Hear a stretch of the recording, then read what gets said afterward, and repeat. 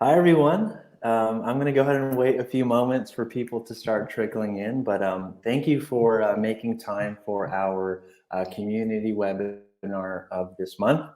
We have Ann Losinski, who is a certified Dubsado specialist, a Dubsado guru, if you will.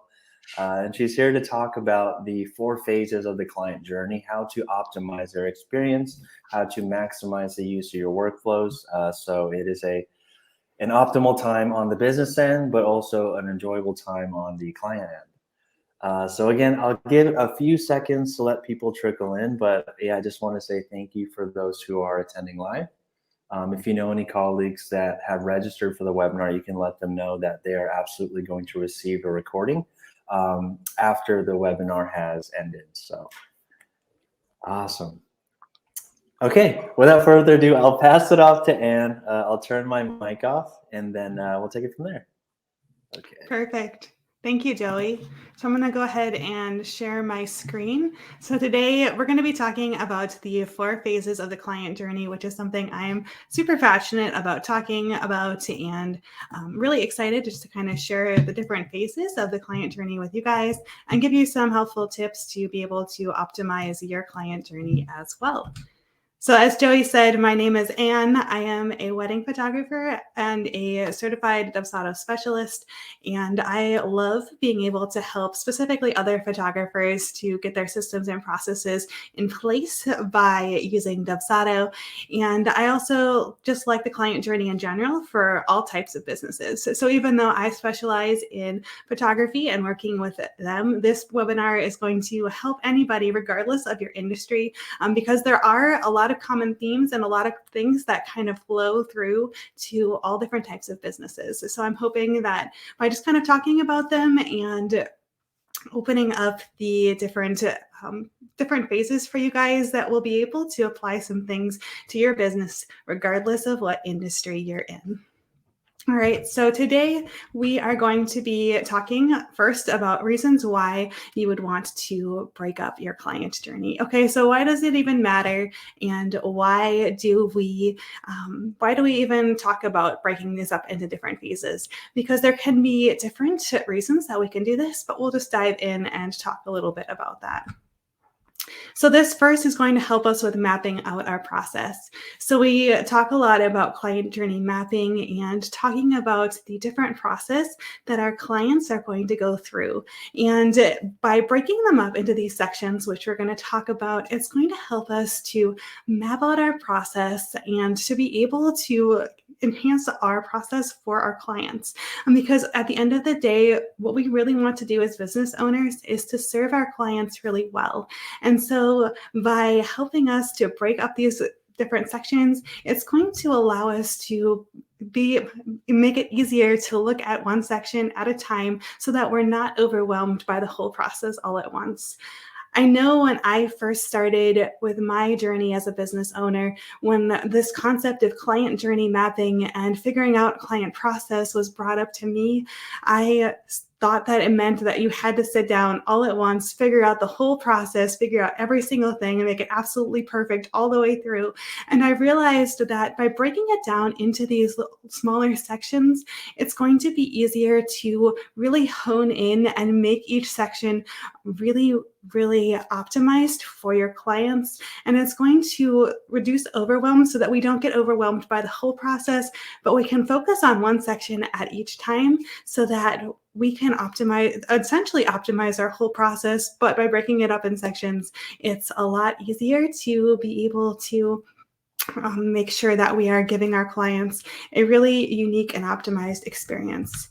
And this is also going to help us to more easily identify where our pitfalls are in our process. So if we know exactly what our different sections are and what is included in each one, we'll be able to really hone in on the different things that we can add to that specific section to make that a more pleasant and optimized experience for our clients.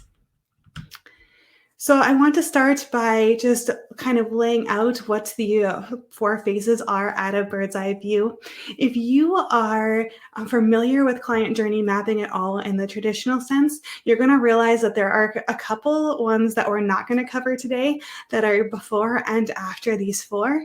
But these 4 I wanted to really highlight today because these are going to be what Dubsado really shines in, and what you can use Dubsado to really enhance your client journey. So these 4 phases are the ones that Dubsado is going to help you to be able to automate, to be able to facilitate, but just being aware that there are a couple of other phases in the traditional client journey map that you can look at if you want to later on after this webinar. All right, so the first phase we're going to be talking about is the lead phase. So the lead phase is the phase from when the client fills out the lead capture form all the way to when they receive the proposal from you. The next phase is going to be our onboarding phase. So the onboarding phase is the proposal to the fulfillment work. So the proposal that you send your client is going to kick off that onboarding phase and all the way to when you start actually doing the fulfillment work of whatever your promise is to your client that you're going to be able to deliver. That leads us into the active phase, which is that actual part of the fulfillment work. So whatever it is that you're doing to be able to fulfill your contract with your client, whether that's photography, or maybe you're a doula, or maybe you're a brand designer, whatever it might be, your specific process to be able to fulfill that obligation to your client. And then the final phase we're going to be talking about is the offboarding phase.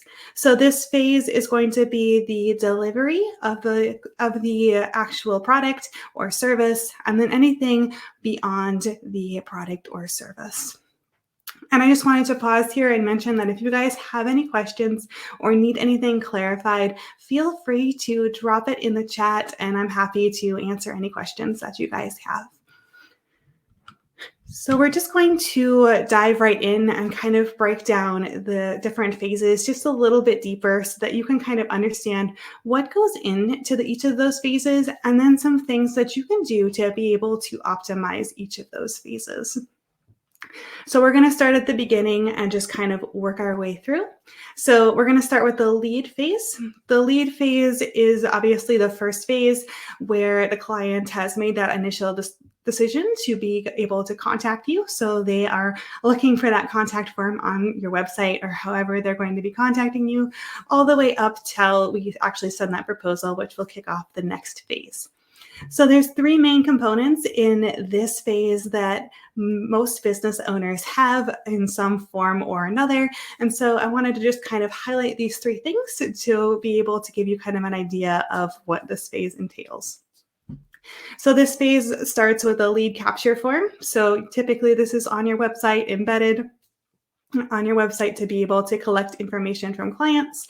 Then we also have emails in this phase. So usually there's some sort of email exchange that goes on. And then there's also a discovery call or a client meeting, whatever you want to call it, but some sort of personal connection face-to-face with your client before you send them your proposal. All right, so we're going to just dive into these just even a little bit further so that you can kind of see how it works and give you some ideas for being able to optimize each of these phases. So the first part we're going to talk about is the lead capture form. Obviously, you can do this with Dubsado, and it's really nifty to be able to just embed this on your website to be able to get to those and get those leads coming in directly to your Dubsado.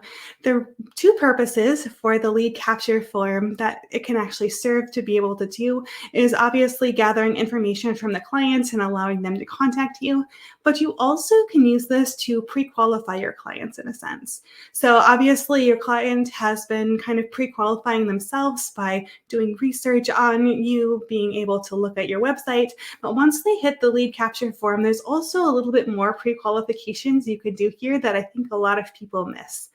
So sometimes people just have like a first name, a last name, an email, and then a message box.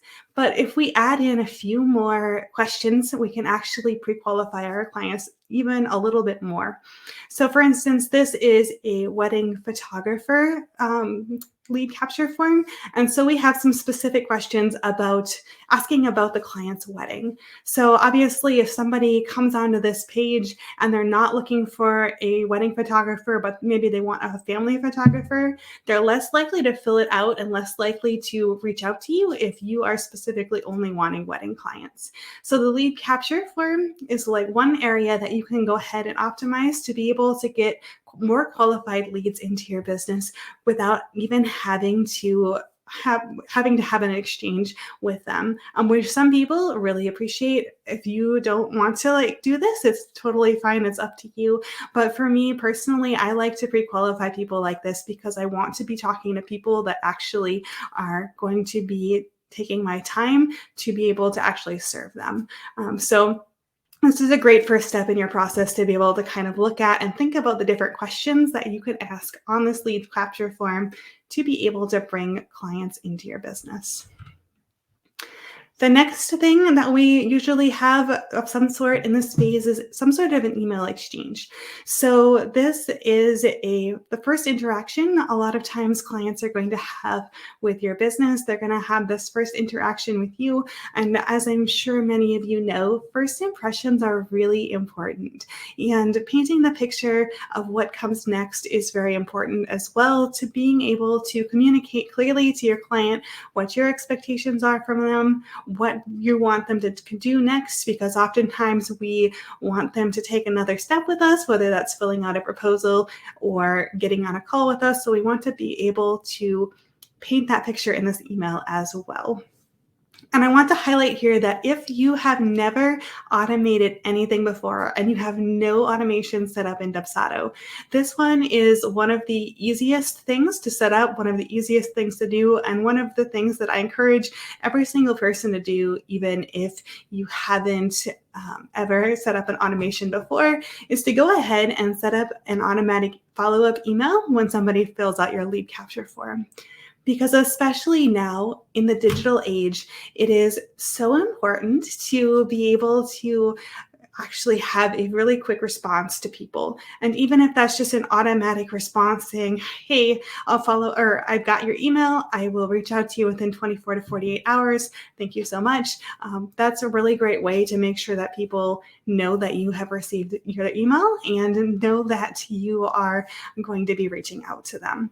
And this is super easy to do in Dubsado. You really just need to set up one workflow to attach to your lead capture form, and all you have to do is make the trigger to be after all actions complete or after the workflow starts, and then make the action send an email, and then just type in your email that you want to send to your client. And then on the lead capture form settings page, you can just attach this so that no matter what, you know that people are being followed up with and they get an email automatically from you even if you're not at your desk, which I think is super important to being able to continuing that client journey and making it a positive experience and making people feel like they are engaging with you and interacting with you and making sure that nobody really falls through the cracks in that way.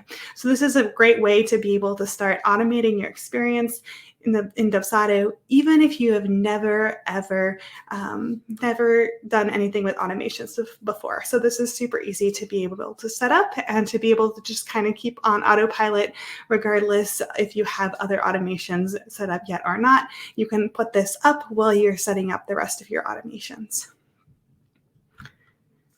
So the next thing I want to do talk about is the discovery call. The discovery call or the client meeting, whatever you want to call it in your business, is something a lot of business owners also do as well, to be able to have a more personal connection with your clients and be able to connect deeper with them before you even send them a proposal. And so this can be used with the Dubsado scheduler. It's super easy to either embed it on your website if you want this to be your very first step, or you can send it in an email to your clients after they fill out the lead capture form. So it's very easy to be able to do this do this in Dubsado. And if you are setting this up, the only things that you have to really remember with this is that there are a couple of emails that are attached to a scheduler, mainly the confirmation and the reminder emails that you want to set up directly on the on the scheduler's page, so that your client can ensure that they know that their call is set up, you're on their calendar, and everything is good to go there, as well as reminding them about their call, because we're all humans and we're really busy and sometimes things slip through the cracks and we forget. But reminder emails set up on the advanced page of the scheduler can be really helpful in facilitating that and making sure that the clients remember that you're meeting, and it's all automatic and you don't have to worry about doing that as well, which is super handy. So these are just some workflow examples for the lead phase. Basically, this is just kind of looks like you would kind of do it if you were posting sticky notes up to kind of rearrange and decide your client process. If we look on the very left, we can see that maybe your workflow might be a lead capture form and then some emails, and then you send the proposal. In the middle, you could maybe have your workflow be a lead capture form followed by an email with a discovery call link to sign up, and then a proposal. Or on the very right, the discovery call followed directly by the proposal. So this is just kind of how it kind of looks in a practical sense when you are kind of thinking about the way that you want to do it for your business, because your business is going to be super unique to you. And although your process is going to be a little bit different than maybe somebody else's, there are some similarities that we can kind of start thinking about and kind of fleshing this out. Because once we have it written down in kind of this way of being able to visualize what exactly it's going to look like, it's going to be much easier to put it into Dubsado and much easier to understand what it's going to look like in Dubsado and what kind of things can be automated and what things might have to be manual when you're working with Dubsado. So we're going to go ahead and move on now to the onboarding phase. So this is the next phase, which kicks off by sending the client a proposal. So the client has moved through the lead phase and is now into the onboarding phase of the journey. And this is really exciting because this is where the client starts being official and starts the desire to actually want to work with us. So this includes the proposal, the contract, and the invoice. It includes welcome emails or documents, and it also may include an onboarding call to get more information from your client so that you can actually do the fulfillment work to be able to get the client the result they would like. So the proposal, the contract, and invoice is so super easy to send in Dubsado. And I really recommend, if possible, to send all three of these at once, because of the fact that when you send them all three at once, easily in Dubsado, it is very much easier for your clients because there's less back and forth. There is less emails that have to go through and less steps for your client. And if they're all connected together, it's super easy for your client to just kind of click through and understand or make that deposit, pay that contract right away without having to go back and forth or send things after the fact. Because again, people are busy. They want to get it all done all at once. And I wanted to highlight here as well that because Dubsado has the ability to have public proposals, this can also be the first step in your process. So if you don't want to do any of those steps in the lead phase and you just want clients to be able to book directly from your website, this is going to be where they can do that right from an embedded proposal in your website, or if you send them a proposal link directly to be able to book that way as well. So your process could just potentially start right here if that is what you would like to do in your business. So it's kind of a decision up to you of whether or not you want to nurture those leads before they commit to booking, or if in your industry it makes more sense for you to just let them book without having to really communicate with them beforehand. So I just wanted to show you how easy this is in Dubsado. In the back end of the settings page of your proposal, you'll see that there's the ability to be able to show an invoice and to show a contract right there from the settings page. So if you just check those boxes, you can send them all together, and it's super easy to be able to do that. And again, less steps for your client. So the next part of this phase is generally just welcome emails or welcome documents. So this is going to be just your first initial thank you so much for booking with me, excited to work with you. And it is one thing that you can also automate with Dubsado to be able to add in a welcome email once people have either paid their deposit or signed their contract. And it also allows you to be able to communicate the next steps to your clients and really hype up your experience with them. So you can go ahead and send welcome emails, welcome packets. Maybe there's an onboarding questionnaire to gather more information that you need from your client. So just all of the different things that you would need to be able to get from your client to be able to do your fulfillment work, as well as anything that you need to communicate to them. So maybe this is communicating expectations for them. Maybe this is communicating project dates to them. This is going to help you to be able to really communicate and really enhance their journey with you as well, to be able to facilitate their next movements through your process. So then next in the onboarding phase, a lot of businesses like to have some sort of onboarding call, depending on whether you're offering a product or service and what type of product or service you're offering. So this onboarding call is the same concept as the discovery call as far as the scheduler goes. So you can send it with a scheduler, but this onboarding call is to basically get any information you need from your clients and to just kind of communicate more verbally and face-to-face all of the different expectations of your project. So it's really important, if this is part of your process, to be able to make it very easy for your clients to be able to book these calls. So this is where the Dubsado scheduler can come into play again, and also makes it very easy for your client to be able to see you face to face again and ask any questions that they might have about their process as well.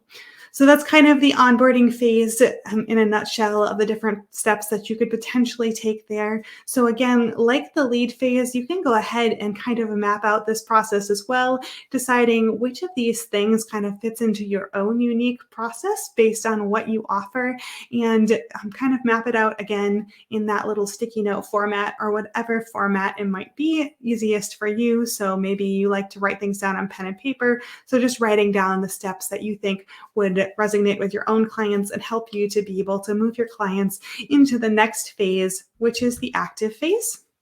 So this is the phase we're actually going to spend the least amount of time on, because this is going to be the phase that is very much particular to your specific business. So there are some similar things which we're just going to touch on, but in essence, this is going to be the fulfillment work of what you're doing. So whatever that promise that you've made to your clients is going to be, this is going to be kind of your vehicle to get them there. So this is going to be very different depending on whether you're a brand designer or a doula or a photographer or a wedding planner or whatever your business might be. But there are a couple of different similar things that I would like to touch on here just briefly, so that you can kind of understand what things you might be able to automate with Dubsado. So you can have follow-up emails in your active phase. So especially if you are booking clients months in advance. So let's say that you are a wedding photographer, having follow-up and check-in emails all the way up to your client's wedding can be very beneficial and very important in keeping those lines of communication open and making sure that your clients understand that you are still there for them. You're still there to answer questions, even if their wedding is like a year away. So having those specific emails throughout your timeline can really help to enhance your communication with your client and making sure that your client knows that you are on top of things and that you're still thinking about them. And again, these can be automated in your workflow within Dubsado throughout different points in your client journey and throughout different points in your timeline leading up to that actual fulfillment day, if that is the way that your business is working. Or if you are booking clients in advance. Let's say that you are offering brand design and you're booked out a few months in advance. Sending check-in emails to your clients is very helpful to make sure that you're keeping those lines of communication up as well.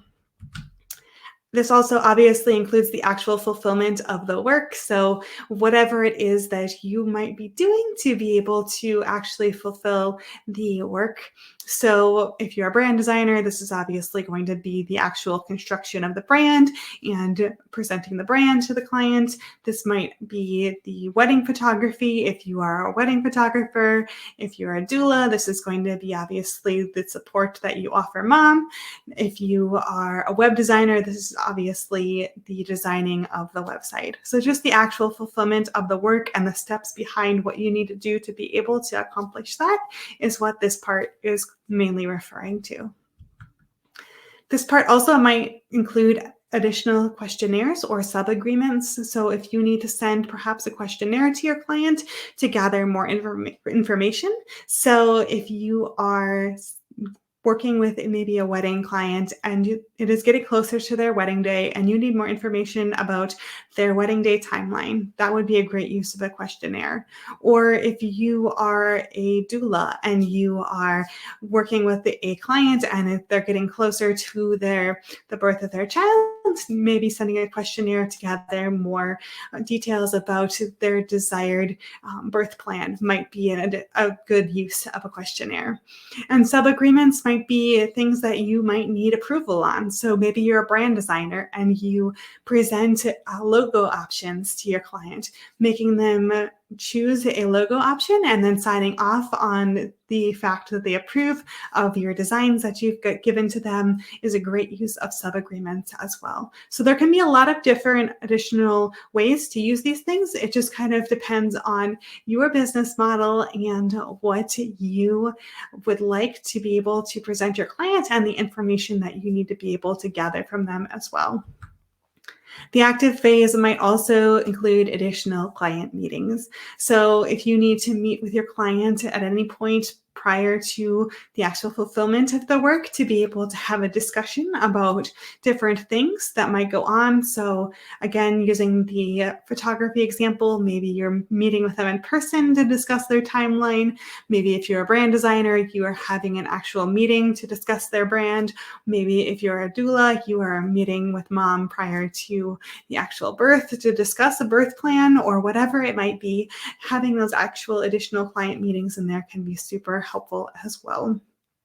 So those are the main points of the active phase that you could potentially look at when you're determining your client journey. Again, I encourage you to write them down, write down the steps that you take, and write down each of the different things that you can potentially offer to your clients. How many different follow-up emails do you want? What does your actual fulfillment look like? Do you need to send a questionnaire or sub-agreement at any point? So just kind of writing it down and making a list of it is going to help you to be able to kind of determine what different things you can automate, what things you might need to do manually, and how it might look when you are actually laying this all out in a nice process once you have all of it together. So we're going to move right along to the offboarding phase now. So the offboarding phase is the final phase of the client journey that we're going to be talking about today. This includes things like knowledge or goods transfer. So knowledge or goods transfer basically means if you're transferring any knowledge to people or if you're transferring maybe photography, like photos and stuff, that could be something in the knowledge or goods transfer. Testimonials, gathering those, feedback forms, and perhaps a client gift as well could be as part of your offboarding phase. So for the knowledge and goods transfer, this is actually the actual delivery of the product or service. So if you're a wedding photographer, this could be the delivery of the photos. If you are a doula, this could be obviously just attending the birth of the baby. If you are a brand designer, this is delivering the different brand elements to your clients. And this could also include written or video tutorials, because as service providers, especially if that is what you are doing, is providing a service, sometimes when you are finished with the service, there are some things that a client is going to need to be able to take that on for themselves and continue on even after you're gone. So adding written or video tutorials into your client journey and adding them, giving them access to your clients is going to help them to continue on learning and continue on using whatever system or process or anything that you've put into place is going to be very helpful. So for instance, maybe you have set up SEO for a client on their website and you've been working to get them ranking on Google, and your contract is up, but you want to provide them with a little bit more information on how to continue.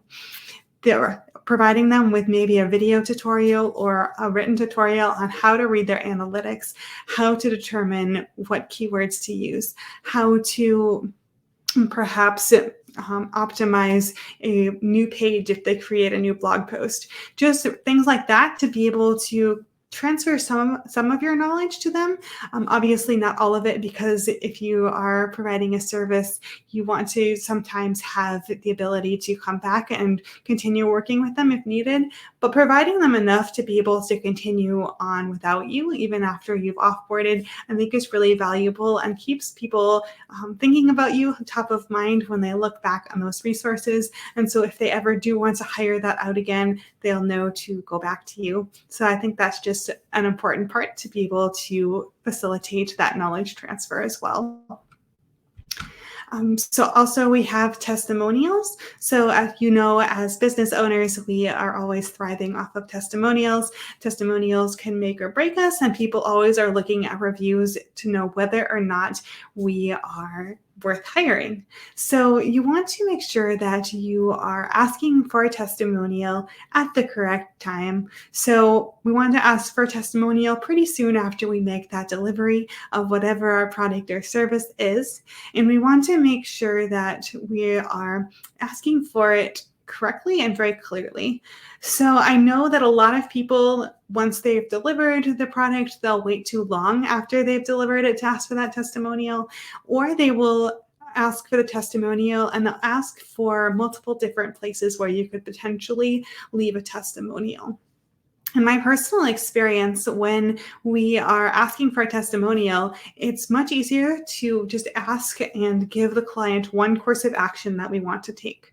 So instead of just asking for the client to leave a review on Facebook, Google, or LinkedIn, we just give them one option, one specific place that we want them to go to. So we just say, hey, would you mind leaving us a review on Google if you've really enjoyed your experience working with us?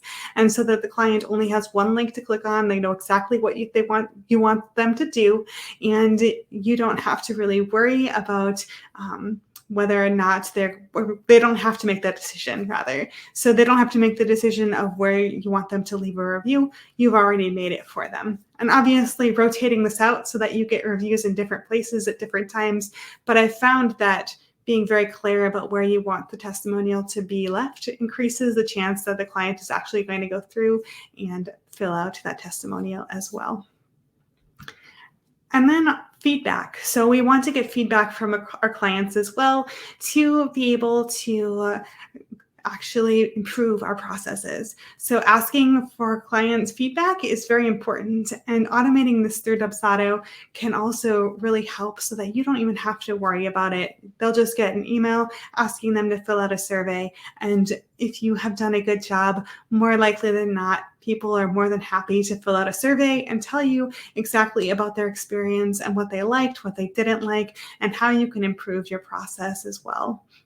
And so it's really a good idea to be able to automate this sometime after you ask for that testimonial. So sometimes people will wait a week and then send the feedback form, but obviously don't wait too long. So don't wait forever to be able to send that, because you want people to still have a fresh experience and in their mind of what they experienced, so that they can think about the different steps that they went through and think about what they really enjoyed about the experience and if there was anything that they think could have gone better.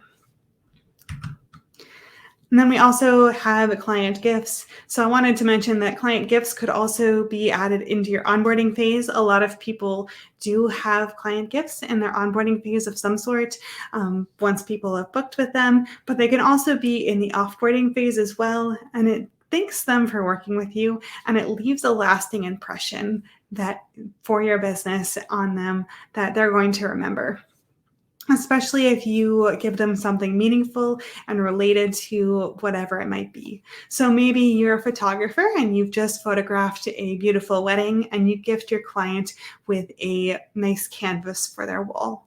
Or maybe you're a brand designer and you gift your client with some nice merch with their brand new branding on it, and so that they can enjoy it. Maybe it's a coffee mug, maybe it's a t-shirt, whatever it might be, but just something thoughtful that is meaningful to them, that kind of relates into what you have offered them, I think is really important and really exciting as well. So that is basically all I have for you guys. The client journey and going back and reviewing your client journey, I think it's really important to remember that your client journey is something that is active. It's something that is living. It's something that is constantly changing, constantly evolving. Obviously, we can't just obsess over it and spend all of our time tweaking it every single day, but making sure that we keep in mind that our client journey is very active and very fluid, and that we can go ahead and make tweaks and adjustments. So maybe we find that a client is emailing us and asking the same question over and over at the same point in our process. Maybe we will add an email in that point to be able to answer that question before it comes up, because we know that our clients continue to ask it at the same point. Or maybe we are just going to tweak some different things to make things flow easier for our client, flow better.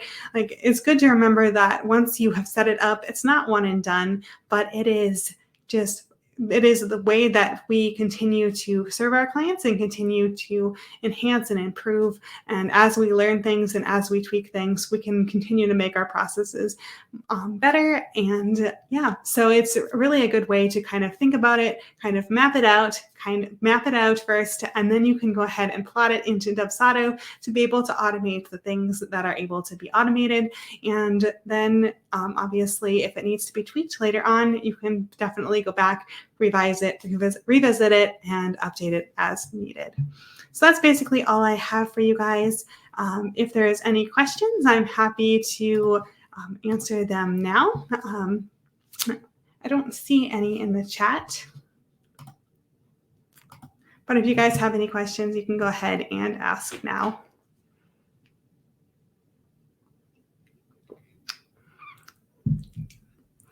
Ken says, thank you for the insightful information. Thanks for joining, Ken. Happy to have you here.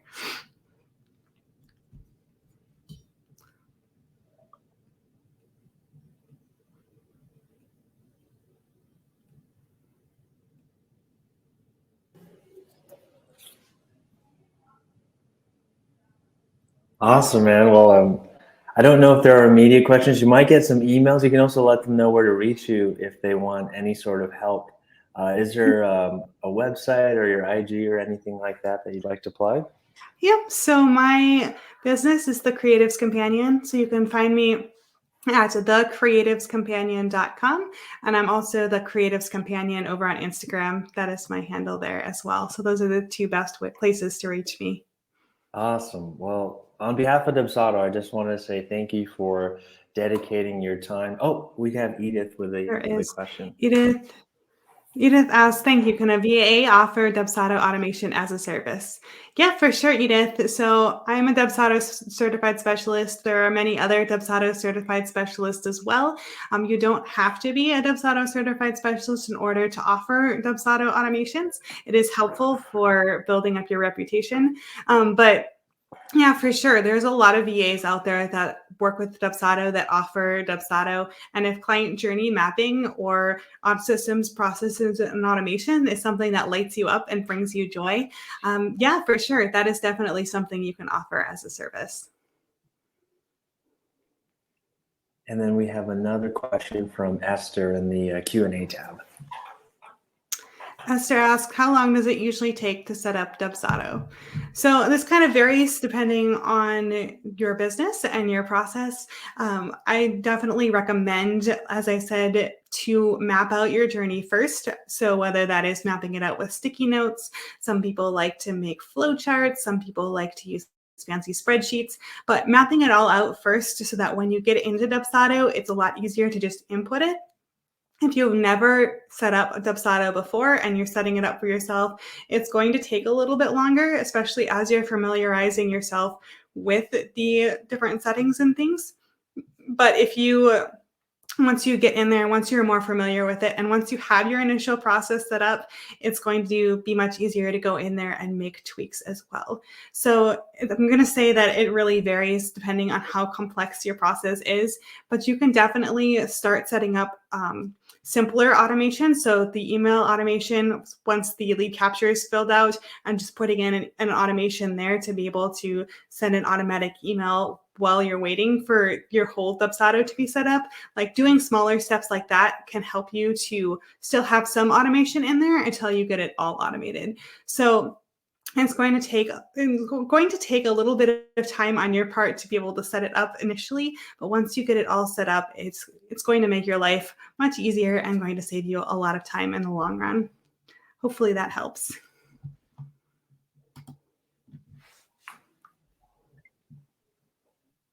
That is a completely fair way to answer that question. It's definitely business dependent, and depending on, like Ann said, what your current process looks like, that will heavily dictate sort of the tools that you choose to use in Dubsado, and a lot of the different templates that you may choose to not use or use. So yeah, they'll most definitely vary. I was trying to say earlier, I don't know if there are any other questions, but Ann, I just wanted to express some gratitude for you taking some time out of your day to educate some of our community on just the way to frame your process and how to interpret where people are at. So at the end of the day, everyone has a really firm grasp of where every client might be in their journey with you. And saving as much time with regard to automation and onboarding. So thank you again on behalf of Dubsado. This will be something that, again, will be recorded and distributed to anyone who had registered, but you can also access it in our webinar library. So Ann Losinski, thank you again for your time. We're really grateful, and I hope everyone here has a good rest of your week. Yeah, thank you so much. Awesome. Bye, everyone.